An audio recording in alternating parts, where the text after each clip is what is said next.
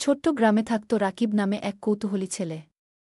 সে সবসময় পুরনো বাড়ি, গাছগাছালি আর রহস্যময় জায়গা নিয়ে ঘাটাঘাটি করত। গ্রামের পাশেই ছিল একটা পুরনো পোড়ো বাড়ি, সবাই বলতো ওখানে ভূত থাকে। কিন্তু রাকিব তো কারও কথা শোনে না। এক রাতে সে টর্চ হাতে নিয়ে ঢুকে পড়ল পোড়ো বাড়িটার ভেতর। চারদিকে ঝিনি পোকার শব্দ, দরজা খচখচ করে নড়ে, আর বাতাসে কেমন একটা ঠান্ডা গন্ধ। হঠাৎ পেছন থেকে একটা শব্দ, হিহিহি, কে এলি রে? রাকিব কাঁপতে কাঁপতে পিছন ফিরে দেখে একটা ধবধবে সাদা কাপড় জড়ানো ভূত। চোখে বড় চশমা আর মুখে বিশাল হাসি।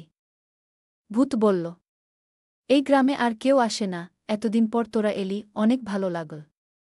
আমার তো দুঃখেই হাসি পায়। রাকিব ভয় পেতে পেতেই বলল, তুমি ভয় দেখাও না। ভূত বলল, না রে ভাই, আমি তো ভয়ের ভূত।